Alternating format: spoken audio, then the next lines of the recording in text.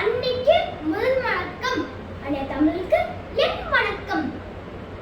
நான் வேதவிகா, 4வது வகுப்பு படிக்கிறேன். நான் என்று கல்விக்கு கண் திறந்த காமராசரை பற்றி பேச முன் வந்துள்ளேன்.